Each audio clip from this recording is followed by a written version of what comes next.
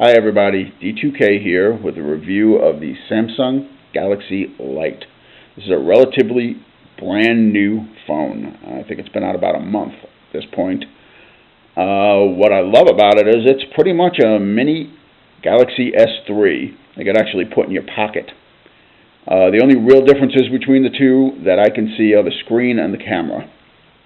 We'll start off with the screen. Well, the S3, of course, has a beautiful HD screen that everybody loves. I will say that the standard def screen that this one includes is one of the best ones I've ever seen. It has an 800 by 480 resolution, 240 DPIs, which really isn't what anybody would consider to be very good. But the color saturation, I'm trying to get a little closer here so you can get a better idea of color. Color reproduction and saturation on this phone are excellent. There is little to no graininess that I can see anywhere. Text is very sharp, very clear. Again, for a standard def screen, it's excellent. Samsung definitely went the extra distance, so to speak, of putting in, even though they didn't want to add an HD screen to really drive the price up, they put in a very, very high quality standard definition screen. Same goes for the camera on the back.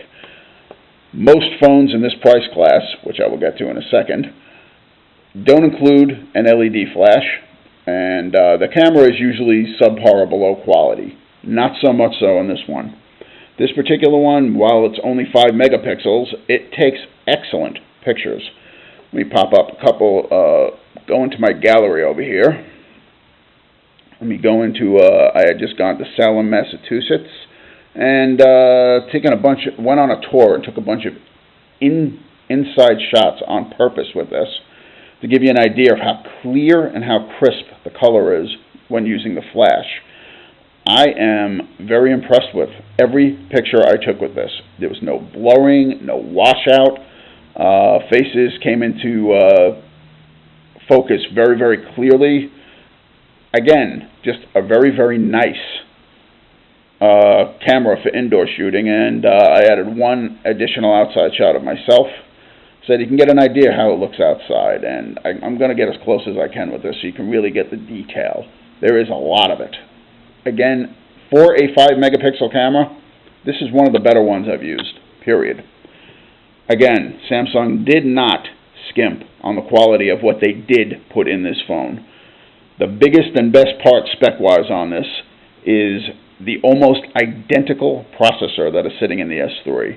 This one is called, from what I can tell online and from what I've been reading so far, nobody knows the exact, what the name of this particular processor is, but everybody's guessing it's simply mildly updated version of the one in the S3, which is the Samsung Exynos 4. 4412 variant. It's the closest thing we can come to in figuring out what it was. Antutu seems to back it up a bit by showing us that they think it's an MTK MT6572, but the Mali 400 multi-core processor kind of defeats that, kind of proves that it is not that particular one. Another thing I happen to like about this, and that really makes me think it's a Galaxy S3 clone in a smaller body, the Antutu scores. They're almost identical, literally. The S3 is 17956. This device is 17390. I mean, the numbers across the board are almost identical, no joke. So, again, from what I can tell and from what I've seen on here, the processors are identical. Quad-core, outstanding speed. Nothing on this phone is slow. I mean, there is absolutely no lag anywhere on this phone. Playing games, playing movies, nothing slows this phone down. I'll give you an example of gaming capability. I loaded on a little one called TurboFly HD. Give you an idea how loud this loudspeaker is. Listen to that. That is really, really loud. I have to lower this thing down to almost half in order to play a game.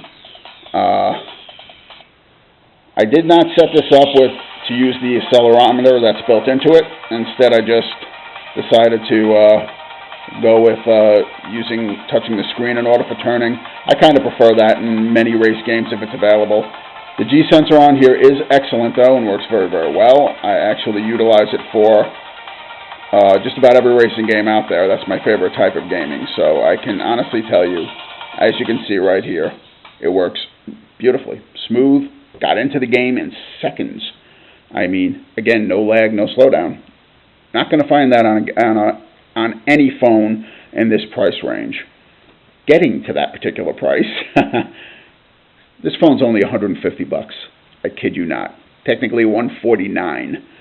I had bought this off of HSN. Yeah, that's the Home Shopping Network. This is the best price I have seen on this phone and for this phone. T-Mobile actually has this phone on their site for $240. So that $150 price point is excellent. I've had this phone for 2 weeks, and they have had this promotion. It looks like it is going for over a month already. It looks like that will be their permanent price on this phone. So I'd hop on over to HSN and jump on this thing before they decide to come to their senses and realize that this is a much more expensive phone than that. Across the board, there is nothing I can say bad about this phone. You can go online with it effortlessly. I'm actually going to show you a little example utilizing YouTube online. I actually find that it loads very quickly. That's thanks in part to the fact that for this $150, you're getting a 4G LTE radio built into this thing. I am very, very impressed with that. I really am. As you can see here, it gets into YouTube very quickly, doesn't slow down at all. Let me pop on Godzilla trailer just to give you an idea how well this handles video online. Here we go. Gentlemen, you are being penned in by a halo jump. I realize not all of you have had hands-on experience. Keep in mind, this is not the YouTube app. This is YouTube online. Frankly, none of us have ever faced a situation quite like this one before. Smooth, quick, goes right into it. No slowdown, no lag, no nothing. I would not be asking any one of you. Let's get to the end of this on purpose because this is all we want to see anyway.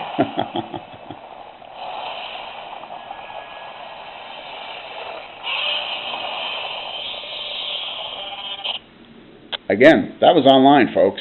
The app, every bit as fast, every bit as quick.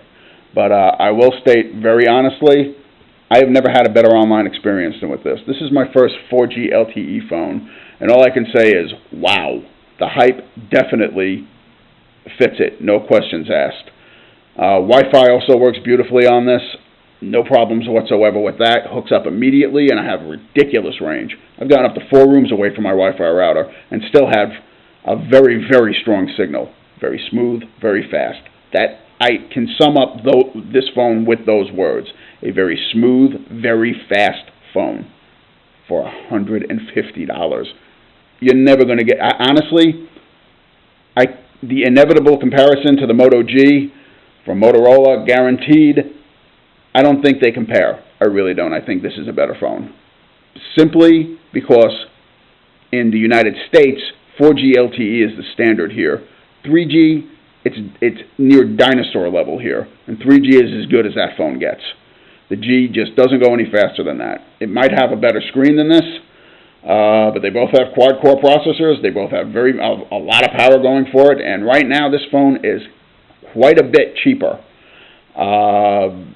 Again, don't say, oh my God, it's got a standard definition screen. I have to avoid it. I have to avoid it. This is an excellent standard def screen. There is nothing about this screen that is bad, period. Do not let the HD hype, as I like to call it, sway you from buying a great, great phone. You really will kick yourself for doing that. This is at the very least is worth checking out and seeing if you can. It is an off-contract phone.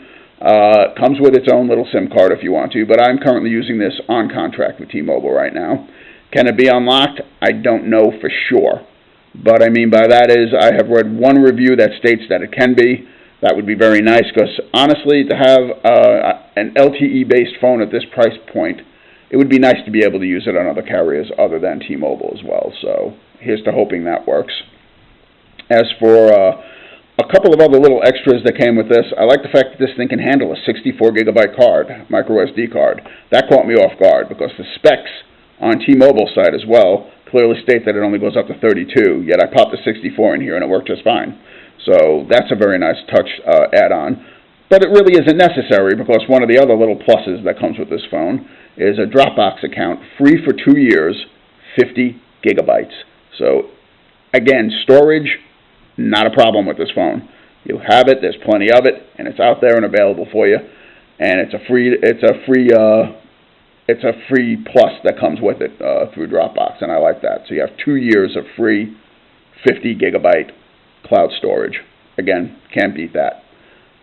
So what else can I say about this phone? The other two specs that really matter to me were the fact that it has a gigabyte of RAM, unlike any other phone in this particular price range, any other Android phone in this price range that's still stuck at 512.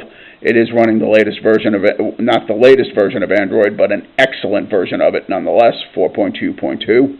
As I stated earlier, the TouchWiz interface really surprised me. It works actually very nicely on here. It's smooth, works beautifully. If you don't like it, load your own launcher. It's as simple as that. Again, just because it has TouchWiz doesn't mean you have to use it. Okay? Again, I am not a TouchWiz lover, and I really like the implementation on this phone. It looks good. It works good. It's super, super smooth. Doesn't throw an anchor into the works like it usually does. I really like it. So, again, I recommend you giving it a shot before you immediately pull it out of the box and change the launcher on it. Okay? Do yourself that favor. The only other spec is it does only come with an 8 gigabytes built in, but like as I was stating a few minutes ago, that's really not a problem. 50 gigabytes free storage for 2 years, don't need it. You really don't. And like I said, you can get up to 64 gigs in here again if you don't want to rely on cloud storage. So again, drawbacks, there are none. There really aren't. For this price, you have got to be out of your mind not to consider this phone. At least get it in your hands and try it. I know for a fact with HSN, if you don't like it, I believe you have 60 days. You can send the thing back. Get this thing in your hands, try it, see for yourself. If you don't like those tremendous screen phones, simply because of their size, they're beautiful, they're great, they're fantastic, their size is ridiculous, seriously. For everyday use, this is a better phone. Fits in your pocket beautifully. If you don't like the keyboards on here, you can use whatever keyboards you want. It does have swipe, by the way. So, and with my gigantic, beefy fingers here, I still work it very easily. So, again, unless you have abnormally large hands, I don't think you're going to have any problems with this. 4 inches is a really good sweet spot. It really is. It's not really small, and it's not tremendous, but it fits in your pocket real nice. Big plus on this phone in my book.